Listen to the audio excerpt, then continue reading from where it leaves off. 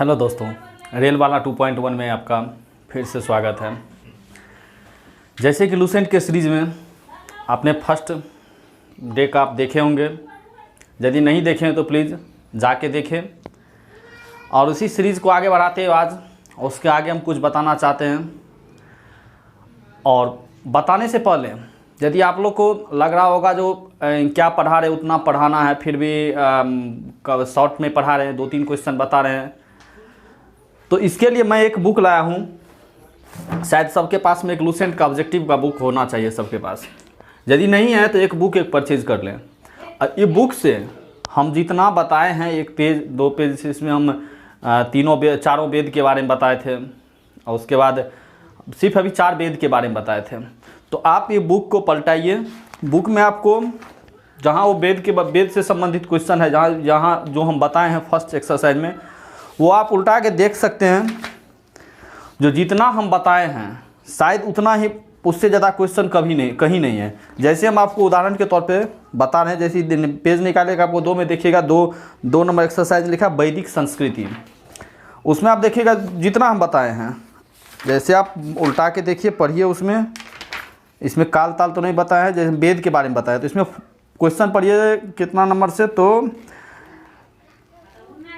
10 number से देखिए। 10 number से वेद के बारे में बताया। फर्स्ट क्वेश्चन है, वेद की संख्या कितनी है? बताए हैं वेद की संख्या कितनी है, 4 वेद है, क्वेश्चन पूछा हुआ है। उसके बाद 11 नंबर में है, वेद त्रयी के अंतर्गत कौन कौन आता है? तो आप लोग को हम बताए थे वेद त्रयी के अंतर्गत कौन कौन आता है, लास्ट का अथर्ववेद छोड़ के, और तीनों जो है वेद त्रयी के अंतर्गत आता है। क्यों आता है वो भी आपको बता चुके हैं। उसके बाद देख लीजिए, सत्यमेव जयते किस वेद से लिया गया है, किस उपनिषद से लिया गया? तो वो उपनिषद के बारे में अभी नहीं बताया, अभी नेक्स्ट सीरीज में हम आपको उपनिषद के बारे में बताएंगे। उसका जितना भी आप देख रहे हैं, भारतीय संगीत का जनक कौन सा है, आप देखिएगा मुंबई सीसी में 2005 में पूछा गया था। उसके बाद ऋग्वेद में संपत्ति का, ऋग्वेद में मंडल सूत्र, जो भी है टोटल आप ये बुक में उल्टा के देखिएगा कितना बताया, बस बुक में देखिएगा आपको बहुत सारा क्वेश्चन जो हम बताएं उसी से बता रहे हैं आया है। चलिए नेक्स्ट हम डालते हैं, नेक्स्ट आगे बताने की कोशिश करते हैं। तो कल हम लोग वेद के बारे में पढ़ चुके थे, अथर्ववेद तक देख लिए थे। और अथर्ववेद में कहाँ तक देखे थे, जिसमें देखे थे सभा और समिति को प्रजापति की 2 पुत्रियाँ कहा गया है। यहाँ तक मैंने कल आप लोग को बता दिए थे। नेक्स्ट आगे देखते क्या याद करना है। नेक्स्ट में क्या है, उसके बाद लिखा ब्राह्मण, आरण्यक एवं उपनिषद। तो अभी उपनिषद सबके बारे में बताएंगे, तो अब पढ़िएगा। इसमें तो बहुत सारा क्वेश्चन है, लेकिन इतना आपको पढ़ना नहीं है, सिर्फ पढ़ना क्या है, उपनिषद की संख्या कितनी है। तो उपनिषद की संख्या कितनी है, 108। कितनी, 108। बस इतना में सिर्फ एक ही पढ़ना है, उपनिषद की संख्या कितनी है, 108। फिर नीचे जाएंगे, तो नीचे जाने के बाद उसमें क्या लिखा हुआ है पढ़िएगा। स्मृति ग्रंथों में सबसे प्राचीन एवं प्रामाणिक मनुस्मृति मानी जाती है। यानी मनुस्मृति सबसे प्राचीन एवं प्रामाणिक मानी जाती है, मनुस्मृति। क्वेश्चन मतलब 10 लेन 15 लेन से सिर्फ आपको 2 क्वेश्चन याद करना है। क्या, उपनिषद की संख्या 108, मनुस्मृति सबसे पुराना स्मृति, पुराने के साथ साथ सबसे प्रामाणिक स्मृति मनुस्मृति मानी जाती है। नेक्स्ट देखते हैं वेदांग, नीचे में लिखा हो वेदांग। तो वेदांग क्या होता है, जैसे वेद बताएं, वेद 4, ठीक, उपनिषद 108, वेदांग। वेदांग कहते हैं कि इसको वेद को समझने के लिए, वेद को समझने के लिए वेदांग की रचना की गई थी। तो वेदांग की संख्या 6। फिर से देखते हैं, वेद में 2 डिजिट है, तो 2 = 4, 2 को 2 से मल्टीप्लाई किया 4, यानी कि वेद की संख्या 4। वेदांग 3 डिजिट, 3 को 2 से मल्टीप्लाई किया 6, तो वेदांग की संख्या 6। दोनों याद होना चाहिए, वेद 4, वेदांग 6 है। और उपनिषद 108, 3 चीज़ याद रहना चाहिए बस। इसके आगे इसमें कुछ नहीं याद करना है। आगे देखते आगे इसमें आगे क्या पढ़ना है, बस हो गया। वेदांग क्या हो गया, वेदांग और कुछ नहीं। उसके बाद आगे में पुराण लिखा हुआ है, पुराण में भी कुछ नहीं पढ़ना, सिर्फ पुराण की संख्या कितनी है उसको याद करना है। पुराण की संख्या 18, पुराण 9 को 2 से मल्टीप्लाई किया 18, यानी कि पुराण की संख्या 18। एक बार फिर कहते हैं, वेद 2 को 2 से मल्टीप्लाई किए 4, वेद की संख्या 4। वेदांग में 3 डिजिट, 3 को 2 से मल्टीप्लाई किए 6, वेदांत की संख्या 6, पुराण 9, लास्ट में 9 आ रहा है, 9 को 2 से मल्टीप्लाई किए 18, तो पुराण की संख्या 18, शायद याद होना चाहिए, हो जाना चाहिए। और उसके बाद क्या बताए थे, उपनिषद की संख्या 108, इतना याद करना है।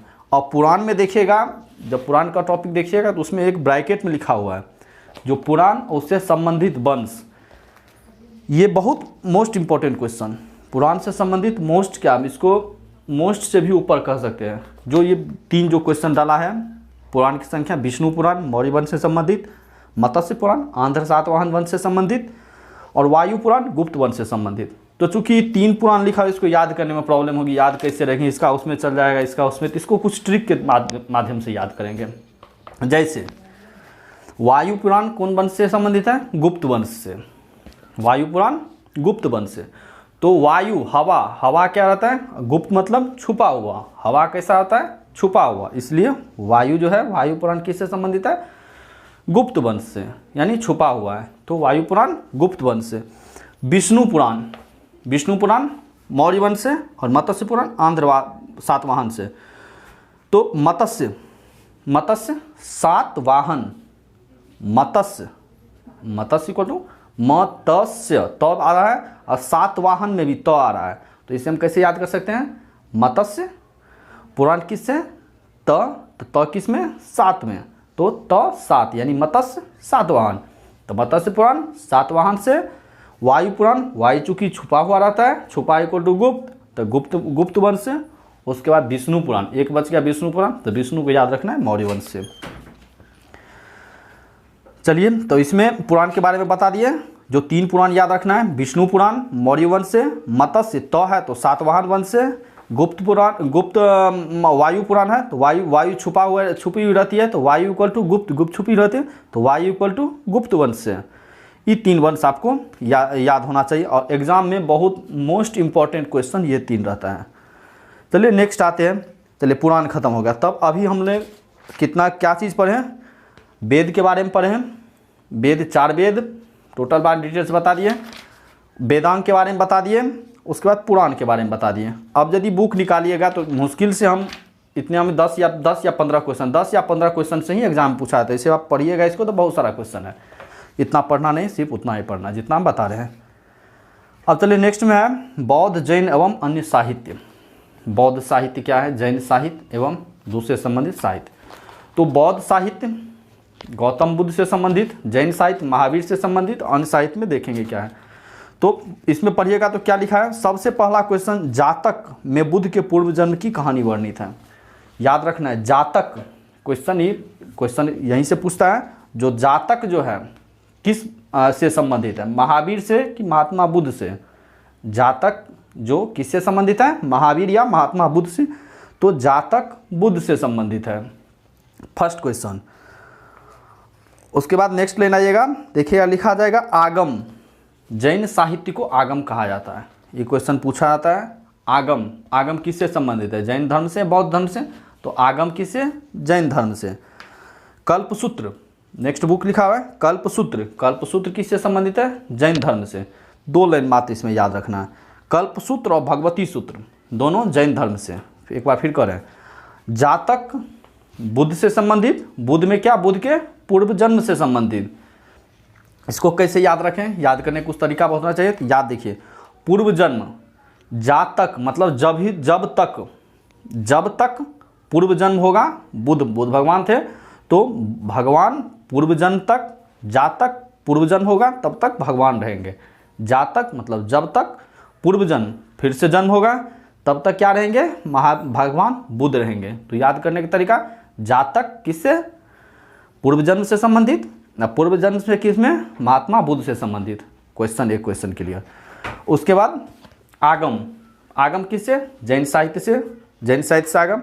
चलिए 2 लाइन में 2 क्वेश्चन मात्र याद करना है। नेक्स्ट आते हैं, नेक्स्ट लाइन में क्या है, अर्थशास्त्र के लेखक चाणक्य। क्वेश्चन पूछता है अर्थशास्त्र के लेखक कौन है, चाणक्य। चाणक्य का नाम भी पूछ देता है, जो बताइए विष्णुगुप्त किसका नाम है, विष्णुगुप्त और कौटिल्य दोनों चाणक्य का नाम है।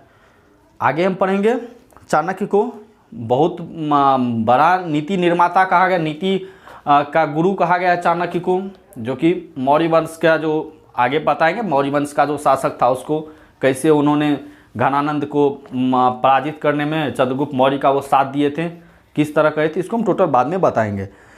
तो चाणक्य का दूसरा नाम क्या है, कौटिल्य एवं विष्णुगुप्त, याद रखना है, विष्णुगुप्त और कौटिल्य चाणक्य का नाम है। बस इस लाइन में इतना याद करना है। नेक्स्ट लाइन में है राजतरंगिणी। राजतरंगिणी के लेखक कौन है, क्वेश्चन पूछता है राजतरंगिणी के लेखक। राजतरंगिणी के लेखक कल्हन। कल्हन जो है राजतरंगिणी, तरंगिणी कल्हन, याद रहेगा, तरंगिणी कल्हन, राजतरंगिणी के लेखक कल्हन। बस इतना क्वेश्चन इसमें याद करना है। नेक्स्ट नीचे में अष्टध्यायी। अष्टध्यायी के लेखक पाणिनि और संस्कृत भाषा का प्रथम पुस्तक, संस्कृत भाषा का प्रथम पुस्तक कौन सा था, अष्टध्यायी। अष्टध्यायी संस्कृत भाषा का प्रथम पुस्तक जिसके लेखक पाणिनि। उसके बाद नीचे में आपको कुछ नहीं, बस इतना इसमें सिर्फ याद रखना है। तो आज अब यदि बुक देखिएगा तो 2 पेज क्लियर हो गया, 2 दिन में 2 पेज क्लियर। 2 पेज में मुश्किल से 15 या 20 क्वेश्चन जितना हम बता रहे हैं उसको क्या करना है, डायरी पे नोट करना है। डायरी पे नोट करके दिन में 1 बार 2 बार, कम से 1 बार 2 बार आप वीडियो देखिए। वीडियो देखने के बाद आप जो बुक बोले हैं वो बुक, लूसेंट का जो ऑब्जेक्टिव आता है वो ऑब्जेक्टिव का बुक उल्टाइए। बुक उल्टाने के बाद उसमें आप पढ़िए, जो जितना हम बताएं क्या उससे एक्स्ट्रा क्वेश्चन है क्या, उससे एक्स्ट्रा क्वेश्चन कहीं नहीं हो सकता है, चाहे जो भी हो पूछो। विशेष करके ग्रुप डी में, ग्रुप डी के लिए आगे में एमटीएस का वैकेंसी आने वाली है, जीडी का वैकेंसी आने वाला है। आप लोगों को पता होना चाहिए जीडी का वैकेंसी 2-4 हज़ार के रूप में नहीं आता है। जीडी की वैकेंसी जब भी आता है 60,000, 70,000, 1 लाख ऐसे करके आ रहा है। और नेक्स्ट आगे में ग्रुप डी का वैकेंसी 1,10,000, 1,03,000 के समथिंग है शायद। तो आप लूसेंट के बुक को जो हम बता रहे हैं उसको पढ़िए, और जो ऑब्जेक्टिव का बुक है, ऑब्जेक्टिव का बुक को आप देखिए। वीडियो देखने के बाद ऑब्जेक्टिव बुक देखिए, क्या मैंने जो वीडियो डाला या फिर क्या मैंने जो देखा वो बुक से मैच कर रहा है कि उसके अलावा भी कोई क्वेश्चन है कि नहीं। शायद नहीं होगा क्वेश्चन, यदि कोई क्वेश्चन एक्स्ट्रा हो तो आप प्लीज़ हमको मैसेज के थ्रू बताएं जो ऐसा क्वेश्चन इसमें से नहीं है। नेक्स्ट दिन हम बताएंगे, इसमें तो बुक में नहीं है, नेक्स्ट दिन बताएंगे जो शादी कितने प्रकार की होती है। कहते क्वेश्चन में आजकल थोड़ा सा डीप क्वेश्चन पूछने लगा है। कहते ये बुक सब हाँ अच्छा बुक है सही बात, लेकिन इसमें लगभग सबको याद करता है, कुछ एक्स्ट्रा नॉलेज लेना पड़ेगा। जैसे कल हम आपको ई बुक में नहीं लिखा हुआ है, कल हम आपको बताए थे वेद त्रयी के अंतर्गत कौन कौन से वेद आते हैं, तो लूसेंट के बुक में ये नहीं है, लेकिन आप ऑब्जेक्टिव का बुक देखिएगा उसमें आपको मिलेगा। तो इसी तरह लूसेंट के बुक में इसमें आपको शादी कितने तरह का वो नहीं पता है, कैसे भूत पिचास शादी होता है, गंधर्व शादी होता है, तो बहुत सारा शादी होता है। तो आखिर शादी कितने तरह का होता है वो बुक में नहीं है, वो क्वेश्चन ज़्यादातर पूछा जाता है। कल आपको हम शादी के बारे में बताने वाले हैं, जो शादी कितने तरह की होती है। तो कल के वीडियो के लिए फिर वेट करिए। ठीक है, okay, bye bye, take care.